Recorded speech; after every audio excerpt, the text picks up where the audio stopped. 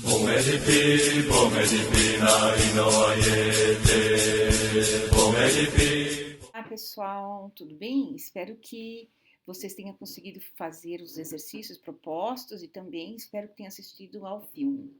Quem não assistiu, a gente vai fazer um comentário lá na plataforma e também posso responder as perguntas que quem assistiu faça para mim, para que haja uma compreensão para todas as que estão acompanhando o curso. Nesse primeiro momento, eu vou fazer uma fala sobre a primeira questão da evolução humana que eu coloquei para vocês no slide anterior, como atividade, porque ela tem uma correlação e uma explicação com a evolução da sociedade, que apareceu também naquele primeiro vídeo sobre cultura, tá? Então vamos aí, bom trabalho para nós e um beijo grande. Olá, pessoal!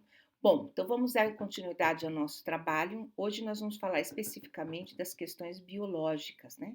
Para a formação da construção desse conceito de raça e de racismo. Um texto que eu gosto de trabalhar é A Evolução e os Grandes Temas de David Stamos, né? Dentro desse trabalho do Stamos, ele não vai só trabalhar a questão da raça, mas ele vai trabalhar a evolução do conhecimento, a evolução da consciência, a evolução da linguagem, a evolução do feminismo e evolução e raça, que é o que nos interessa nesse momento. E no trabalho dele, ele vai trazer alguns equívocos comuns sobre a raça que são demolidos por um entendimento básico da biologia evolutiva. Então, ele vai trazendo paralelos dos estudiosos que vão mostrando através da biologia evolutiva que não tem por que ter esses conceitos de raças, e sim raça, né? Ele apresenta argumentos padrões de biólogo para afirmar que o conceito de raça é ilegítimo e deve ser descartado. Como também ele vai trazer outros estudiosos que estão tentando reavivar essa discussão, mas em tudo isso ele vai se contrapondo a essa possível tendência de falar que existem raças.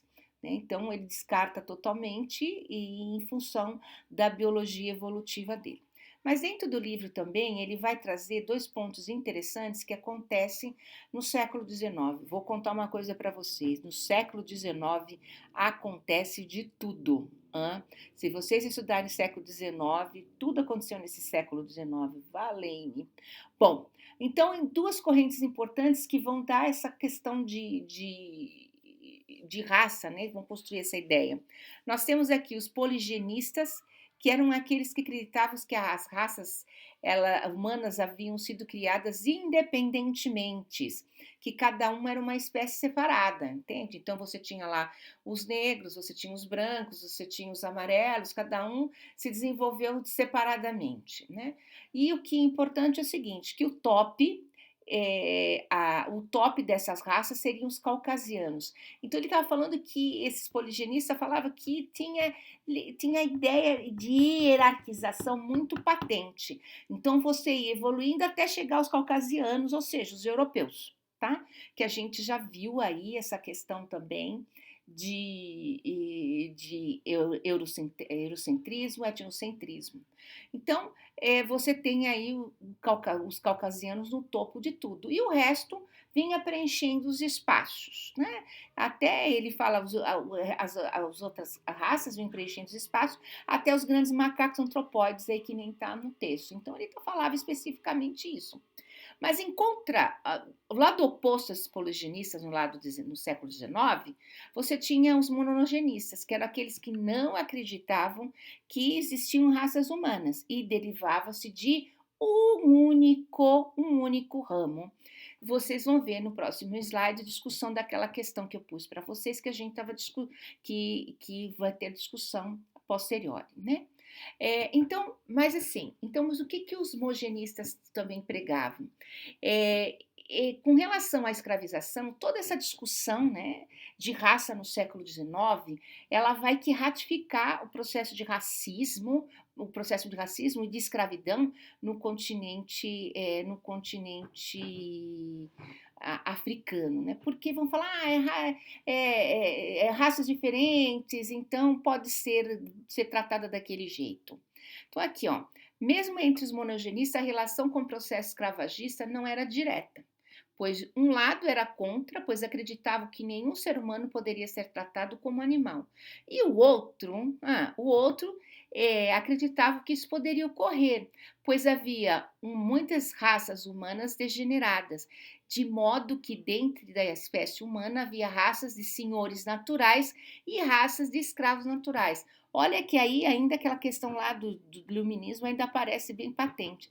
Então, por um lado, você tinha assim, tudo bem que nós temos um ramo comum de evolução, mas você tem um lado que tem propensão a ser escravo e outro lado que tem propensão a ser o senhor de escravo. Consequentemente, os caucasianos, os brancos, seriam os senhores e os negros seriam os escravos. É exatamente isso que ele está falando no campo da biologia. Então, por isso que isso daí também no século XIX, ele vai ratificar o neocolonialismo, né? Vai pegar lá a África e vai dividir aos interesses dos países que sofreram a Revolução Industrial no século XIX, do jeito que eles querem, e aí vocês vejam o que acontece na África atualmente.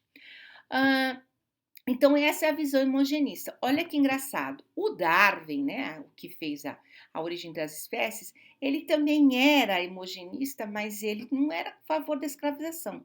Ele era totalmente contra.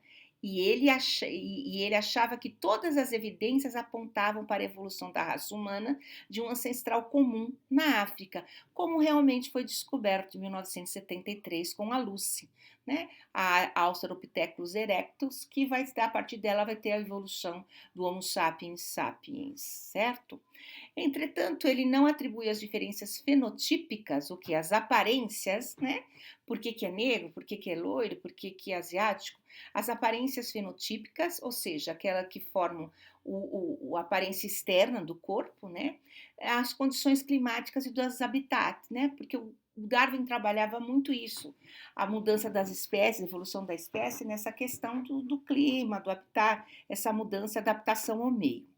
Mas ele colocava o resultado na seleção sexual, né? Interessante esse ponto que ele coloca. Talvez as misturas sexuais, assim, das miscigenações, ele achava que era em função disso. Mas, por outro lado, colocava que havia diferenças intelectuais, morais e sociais entre as raças que eram primeiramente resultado da seleção natural. Então, observe o seguinte, que se vocês lembrarem do filme também da geração roubada, tem uma coisa desse negócio que deles serem inferiores moralmente. Depois, se você pegar também os negros subsaarianos, você tem, porque eles são todos sexualizados, né? Então você tem uma baixa intelectualidade, uma alta sexualização, e então isso faz com que eles teriam que ser inferiorizados, né? Então vejo que todas essas possibilidades das descobertas das falas darwinistas, elas permearam essa questão da construção do conceito de raça, né? Então vamos adiante ver o que acontece mais. Bom, então, a partir de todas essas discussões no campo científico do século XIX, a partir de Charles Darwin, a origem das espécies, né? Toda essa discussão de evolução, de progresso, ele vai acabar culminando num conceito que é o racismo científico. Então, o que vem a ser esse racismo científico? Ele se constitui num processo de hierarquização e exclusão e discriminação contra o indivíduo ou toda uma categoria social que é definida como diferente, com base em algumas marcas físicas, externas, real ou imaginada. Como, por exemplo, gente, o que ele está falando aí, que isso daí vai convergir, você vai criando o que nós chamamos de estereótipos. Então, por exemplo, a cor da pele vai interferir, né? Se tem uma marca física, vai interferir. Então, aí você, no campo imaginário, é a percepção que você tem da pessoa. Porque ele é negro, alto, feio, então automaticamente está ligado no ruim, no ladrão, no marginal. Então, são essas características que eles acabam interferindo e fazendo com que haja o que nós chamamos de racismo científico. né? Então, além de todas essas características físicas externas que são reais e imaginadas, tem também a qual eles ressignificam esses termos de uma marca cultural interna, que define padrões de comportamento. Então, o que é isso? É uma coisa que eu sempre discuto, por que, que o feio está sempre ligado às coisas ruins?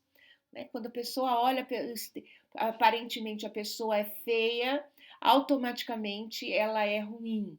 É que isso passe a ser construído até mesmo nos nossos filmes, se vocês podem perceber isso daí, né? A princesa tem sempre que ser bonitinha, o príncipe tem que ser sempre bonitinho.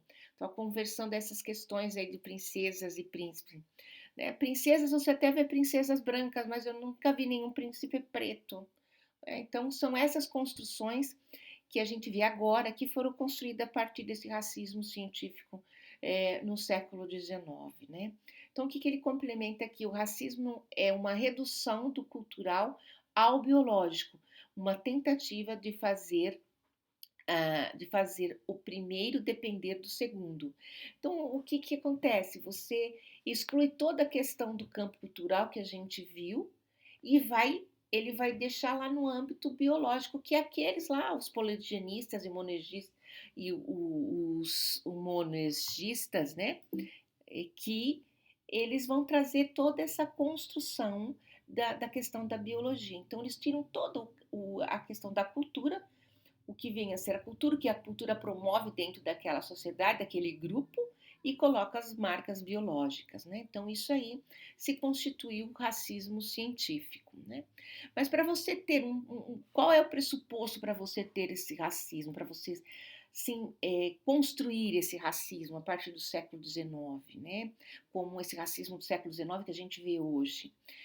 Você tem a hierarquização, como a gente viu lá no slide anterior, a hierarquização das espécies, né?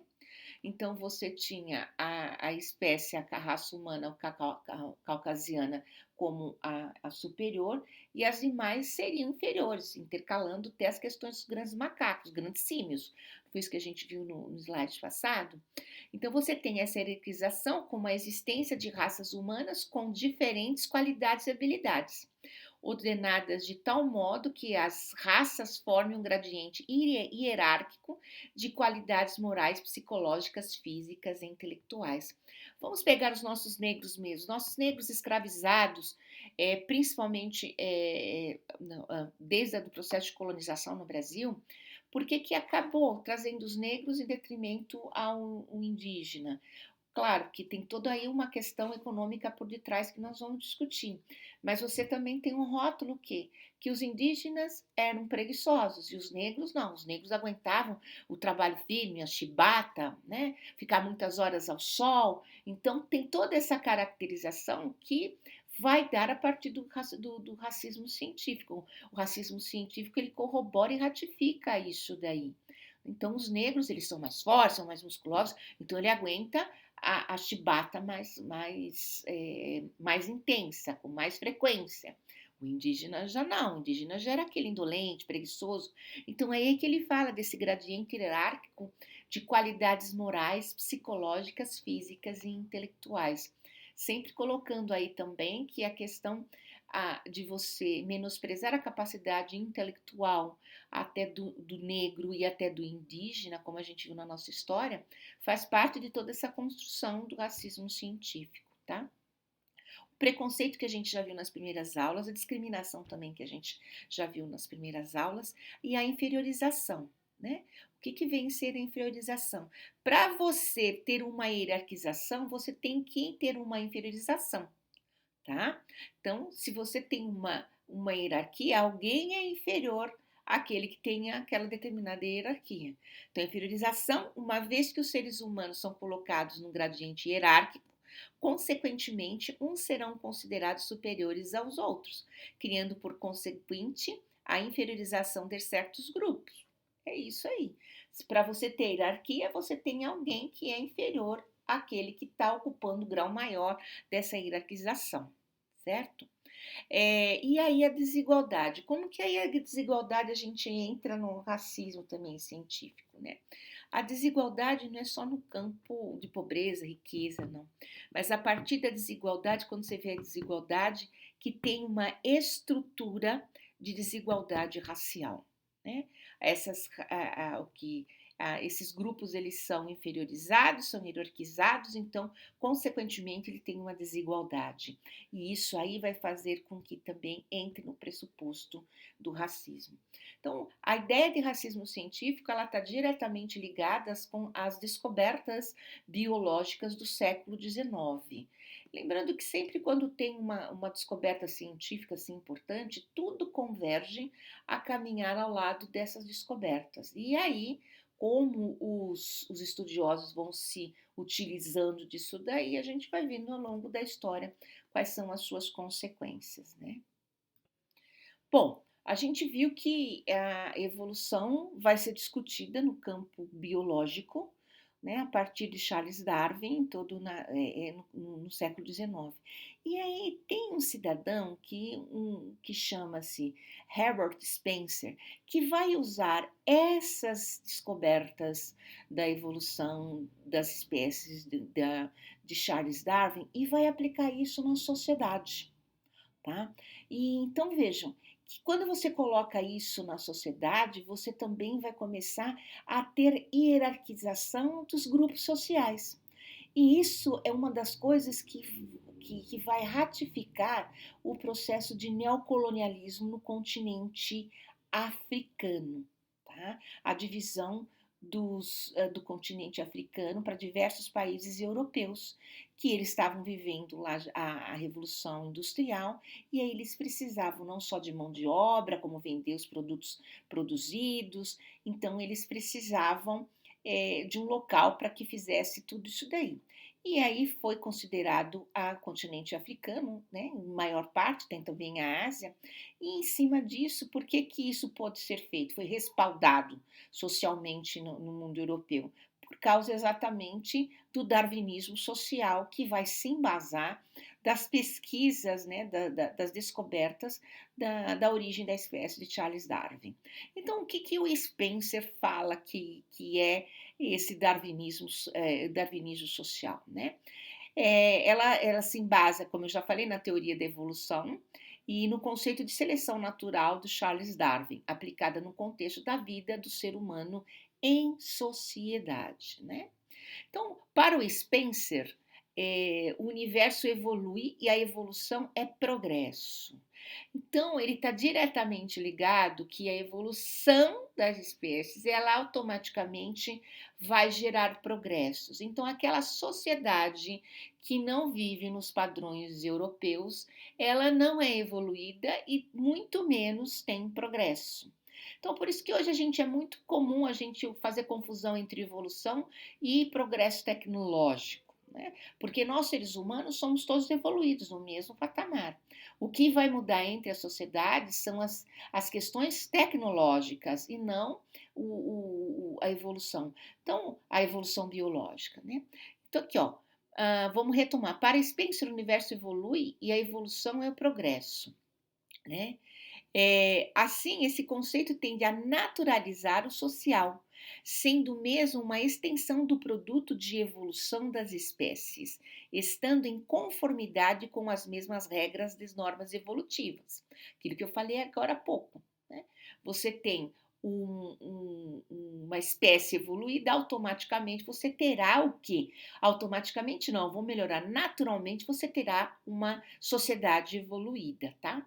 Então, ele coloca assim que essas normas com as mesmas regras e normas evolutivas, diretamente ligada à lei de sobrevivência do mais apto, que é a seleção natural de Charles Darwin.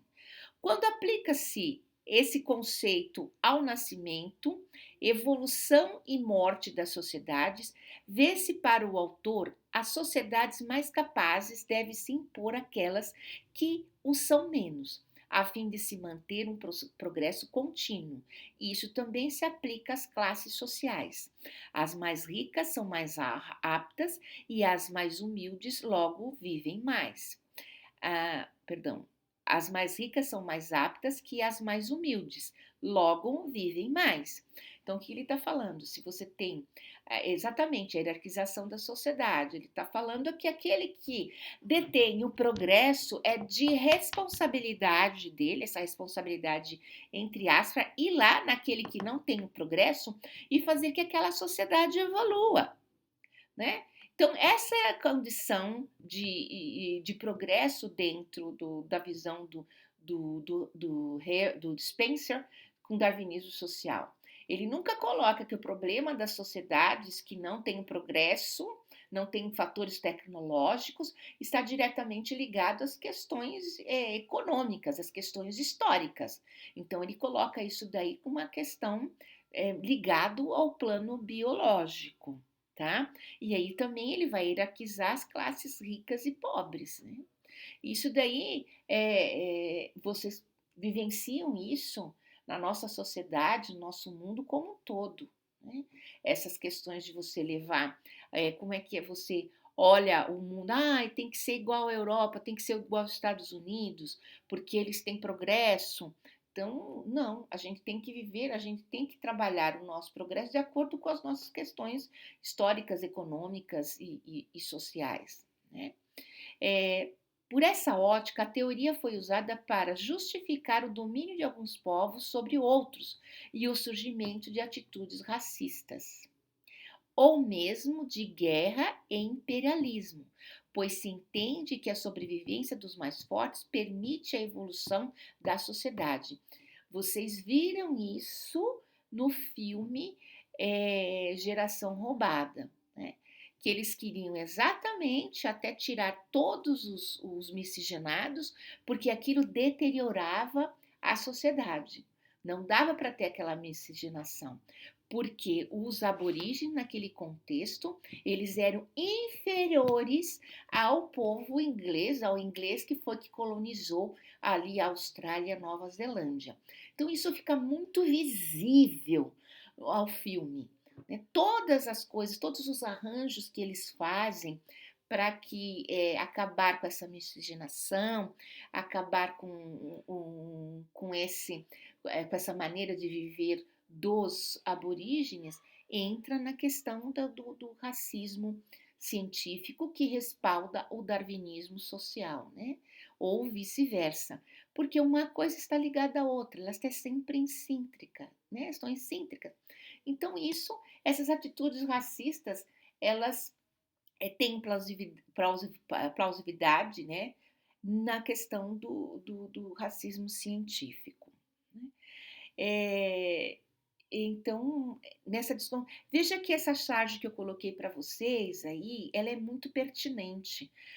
Veja que ela tem uma evolução, né, dos macacos, dos símios, e que termina na evolução do quê? Do homem executivo com o celular na mão. E essa questão de linearidade que a gente também colocou lá no primeiro slide, que não a nossa evolução biológica não se deu linearmente. E a mesma coisa do nosso progresso, né, tecnológico, do nosso progresso científico, ela não é homogêneo em todas as sociedades, exatamente por fatores, como eu já disse, históricos, econômicos, sociais e de inferiorização da cultura a partir da cultura principalmente do europeu. Quando eu pego Europa, quando eu pego a Ásia, né, você tem essa influência muito grande disso daí. E sempre quando a gente sempre faz referência daquele da Europa. Porque na Europa, como eu já falei, é assim, é assado. Então, se fosse país europeu, se fosse isso. Então, nós temos que entrar, no caso do Brasil, nós temos que entrar num processo que a gente chama de descolonização. Ou seja, limpar todas essas arestas do que a gente recebeu da colonização e nos reinventarmos, né? E realmente a nossa sociedade expandir para o que é ser realmente o brasileiro. Aí a gente consegue deslanchar isso tudo. Mas temos patente essas questões, né, do racismo, principalmente nos dois grandes grupos, que são os negros e os indígenas. Isso fica muito mapeado. principalmente quando a gente ouve falar, ai, por que que indígena pode usar celular? Por que que indígena pode dirigir carro? A gente também já falou isso daí. Então, vão construindo essas ideias a partir essa visão, como a gente já falou, né, imaginária, que pode e não pode, o que pode e o que não pode, certo? Então, isso daí vai formatar tudo que a gente vai se respaldar a partir do racismo científico e uma coisa ligada com a outra. Bom, no próximo slide, nós vamos trabalhar aqueles exercícios. Tem alguns exercícios que eu pus para vocês e eu gostaria que vocês vamos ver no próximo slide, tá? Bem, só para ilustrar aquilo que eu estava falando no slide anterior, tem uma atividade que eu vou dar assim 2 minutos para vocês fazerem e aí eu dou a resposta correta para vocês, começando agora.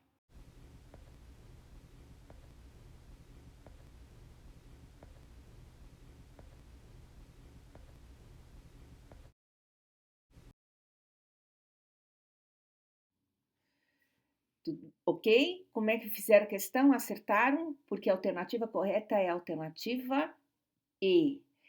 Essa questão ela vai ilustrar toda a nossa discussão sobre as questões biológicas e do darwinismo social. Tá? Tem todas as definições aí no enunciado e a alternativa correta, a alternativa E. Essa proposta do darwinismo social, ele trazia a evolução das sociedades através da, primeiro, hierarquia, a barbárie, depois a selvageria, a civilização e qual é o topo da civilização? A europeia. Então, todas as civilizações tinham que passar por um processo de evolução, tal qual as espécies, para chegar na evolução mais avançada, que era a europeia e caucasiana, a branca. Então, isso daí era o ápice da civilização para o século XIX com relação ao darwinismo social. Tá? A outra coisa também que eu queria discutir com vocês é a questão das nossos slides anteriores, que é aquela da linha da evolução do ser humano. Que eu tenho certeza que o pessoal falou assim: ah, mas por que, que não é a que eu penso, que eu estou acostumada a ver? E essa aí é que está errada. Porque, gente, lembro lá nesse primeiro slide de hoje que nós temos os galinhos, que o próprio Darwin falava que a evolução humana ela era feita em galhos, em ramos, e não linear. Por isso que ele falava assim, o Darwin nunca falou que nós somos descendentes do macaco, e sim de um ancestral comum que foi dando esses galhos, ou cladograma. Tá? Então, o que é a resposta correta da nossa questão é a alternativa C, porque ela essa forma de representar a evolução dos seres humanos ela é inadequada. Tá? Algumas das espécies representadas na figura podem não ser ancestrais das espécies seguintes. A evolução do homem seria melhor representada como galhos de um ramo, com cada uma das espécies ocupando a extremidade de cada um dos galhos.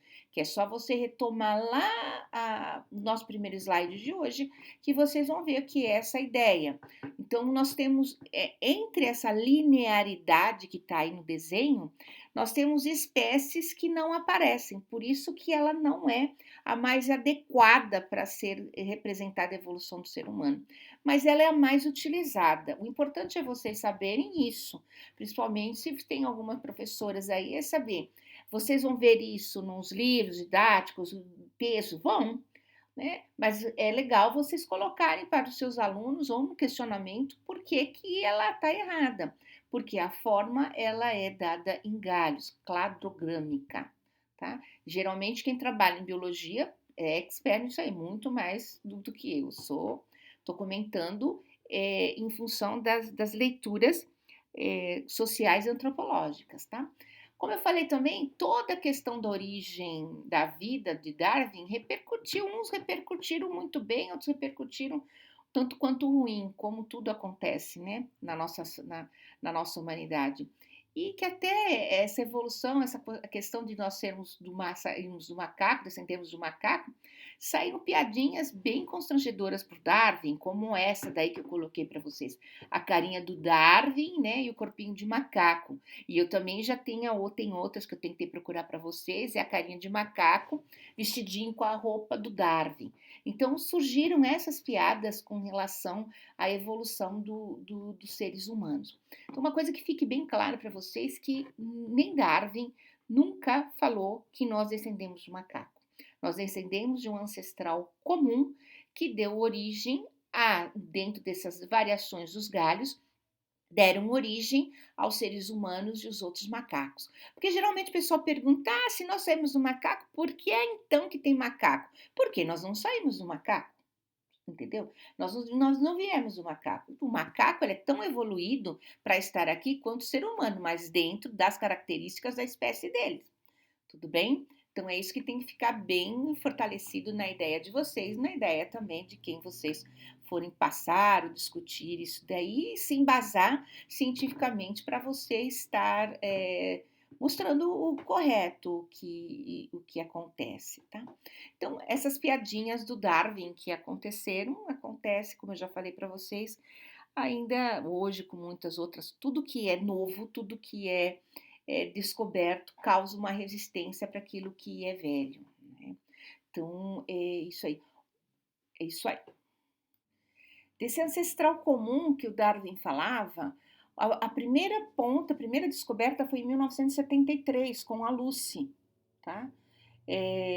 Lá na Etiópia, que até o Darwin já tinha falado que deveria vir da África mesmo, esse ser, que ainda era uma espécie Australopithecus. E aí depois, um pouco mais adiante, agora por volta de 1992, eles descobriram o nosso outro possível ancestral, que é a Arde.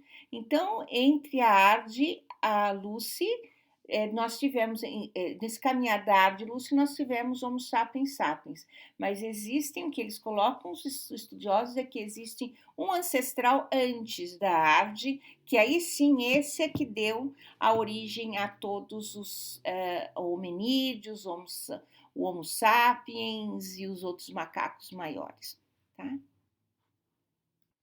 Bem, aqui a gente traz o conceito de raça, né? Que ele vai mostrar que dentro das características biológicas ele leva a questão dos seres, né, que se apresenta homogêneo estritamente puro. Aí ele dá o exemplo até de animais domésticos. Mas aí ele coloca o seguinte, que na espécie humana isso não existe. Então, logo, nós não temos raças. Nós temos uma única raça, que é a raça humana, que ele coloca lá. Ou seja, a espécie humana não possui subespécies ou subcategorias e, portanto, não é correto dizer que existem diferentes raças. Agora, a gente já conceituou etnia, mas ele vai trazer aqui um paralelo com relação à raça, porque muitas vezes a gente se confunde, né, que define o que é raça, porque raça tem uns conjuntos de cor de pele, olho, que cultura, então isso é raça, né? No campo social, você pode até definir isso, mas por isso que a gente está trabalhando, querendo que essas definições de raça ela seja cada vez menos utilizada e sim colocando a questão do conceito de etnia, tá? Porque aí a etnia vem lá, olha que bacana. A palavra etnia significa gentil, proveniente do adjetivo grego ethnicus. O adjetivo se deriva do substantivo etnos, que significa gente ou nação estrangeira. É um conceito polivalente que constrói a identidade de um indivíduo resumida em parentesco, religião, língua, território compartilhado e nacionalidade, além da aparência física, tá? Então, quando você pega também essas definições de raça e traz isso, fica confuso com etnia, porque dentro da nossa, de novo, dentro da espécie humana, só existe uma raça, então não dá para trabalhar isso daí. Então, o conjunto étnico é que o grupo étnico que move todas as sociedades do mundo, né? Então, ali, como conclusão dentro dessa comparação, o que, que ele fala? Raça e etnia não são sinônimos. Etnia é um grupo definido pela mesma origem, afinidades linguísticas e culturais, enquanto que raça, como distinção entre os homens, é um conceito socialmente construído de que existem diferenças biológicas entre as etnias. E a isso vem toda aquela caracterização que a gente falou lá no começo de Darwin, darwinismo social e por aí. Tá bom? Bem, eu achei oportuno trazer essa finalização desse parágrafo, esse recorte do material do IBGE, que eu vou disponibilizar para vocês na plataforma, porque aí ele finaliza realmente toda essa discussão de raça no campo sociológico e para tá gerando toda essa discussão de racismo, né? Então, o que, que esse trecho coloca, que é uma definição contemporânea de raça, que fundamentalmente o seu uso acadêmico deve levar também em consideração as implicações classificatórias dos modos de pensar associados ao uso banal do termo, herdeiros das antigas conceituações acadêmicas. Então, que esse ponto que ele está falando aí, que tem várias construções ao longo do processo histórico, que faz com que se permaneça esses critérios, o que, que é raça, dessa definição de raça, preto, branco, amarelo, né? Porque é uma construção social. Se vocês olharem aí, eu achei bem legal a imagenzinha que eu trouxe com relação aos emojis, né? Que agora você também tem ampliando para todas as raças construídas sociologicamente falando. Aí depois ele continua aqui. Compreende-se assim a raça como uma categoria socialmente construída ao longo da história, a partir de um ou mais signos ou traços culturalmente destacados entre as características dos indivíduos. Uma representação simbólica de identidades produzidas desses referentes físicos e culturais.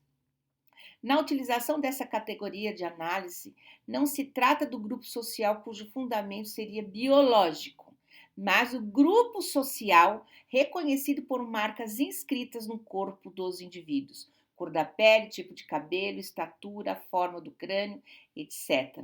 Então, ele amarra tudo que a gente discutiu em cima disso, né?